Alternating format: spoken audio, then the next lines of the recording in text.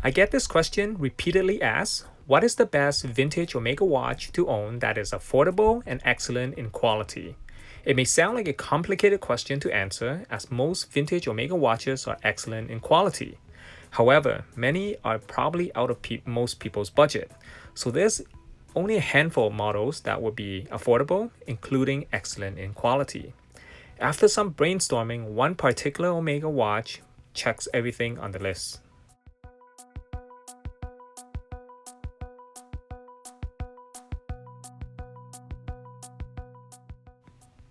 Hi guys, and welcome to a new video with me, the Omega Enthusiast. If you're not yet a subscriber and love watch related content, subscribe to the channel now, it's free to do. So that one Omega watch that checks everything on the list is this late 1960 Omega Genève watch. Before anyone disagree, it may be good to watch the whole video, as I will explain why I selected this specific timepiece. If you still feel there's a better piece than this that checks all the boxes, please share it in the comment below. Much appreciated. I first want to point out that Omega made 4 versions of this watch. First, you can choose one of the following models depending on your preferences. Please study this chart to see the differences and decide which version suits you best. Omega introduced these Genève watches in late 1967 and lasted until the early 1970s. They were mass-produced, so plenty of them are on the market. Next, to check off the list is this watch will look great with almost anything and is suitable for any occasion. It is available in faux steel, in gold-plated over steel, or in solid gold. The solid case is sturdy and does not have a removable bezel, so you do not need to worry about a missing or cracked bezel. How the case lugs are shaped, you will never have to worry about the lugs getting bent or broken off. The case dimension of the watch is also essential to know. It measures 35 millimeters across, excluding the crown, by 41 millimeters from lug to lug. The case thickness is 11 millimeters, including the crystal, for the automatic version, and 10 millimeters for the manual wind version. The size is decent and will work well on most wrist sizes. You can have peace of mind when it comes to moisture resistant. The correct acrylic crystal that this watch carries comes with a metal tension ring, which when fitted onto the case will tightly secure the crystal.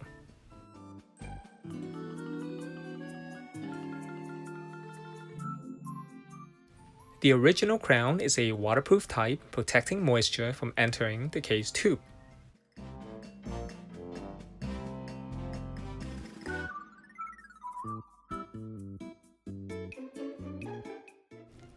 The screw-in case back carries a flat type gasket, so water or sweat from your wrist cannot enter the back either.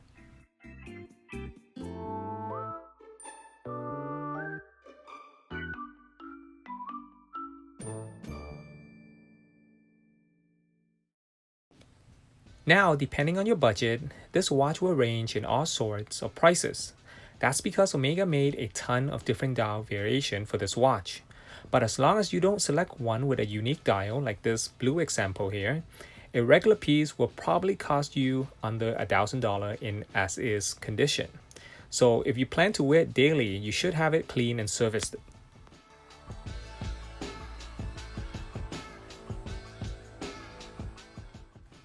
Buying a watch for how it looks is important, but one thing that a lot of people avoid or don't bother to care too much about is the quality of the mechanism inside. And believe me, a watch that says Omega on the dial does not make the mechanism inside high quality. Remember that the primary purpose of owning a watch is to tell time. Therefore, a good quality movement is highly crucial. Some of you will be surprised to learn that Omega used some of the best caliber on these Genève watches. For instance, the non-date automatic model carries a caliber 552 with 24 jewels, and the calendar model takes a caliber 565 with 24 jewels, like the one you see here. These are Omega's best vintage non-date and date automatic movement, aside from their chronometer version on the caliber 551 and 564. Then, on the manual wine models, the non-date version takes a caliber 601 and the calendar version carries a caliber 613. These again are one of Omega's best made vintage manual wine caliber. That said, both automatic and manual wine version with the calendar will have quick set date feature. Also, all four of these movements will have shock resistant balance. So if you accidentally drop or bang the watch against something, there's little chance for the balance staff to break. And one last thing I must include about these movements is that they are mass produced and parts are still available to locate even today. To be clear, parts are easy to find. Now that I pointed out all of the critical factors about this line of vintage Genève watches, do you think there's a better model that is also affordable? Feel free to share it in the comment below.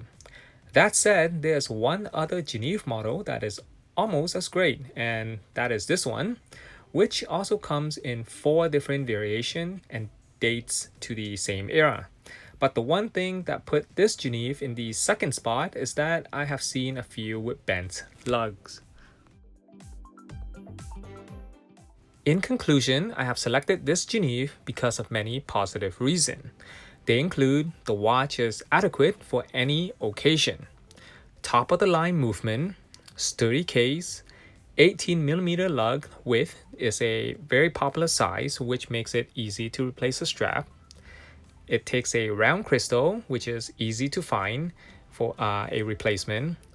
The case is water resistant and you can wear it daily after a service. Hence, a good Omega watch does not need to be a Constellation or a Seamaster.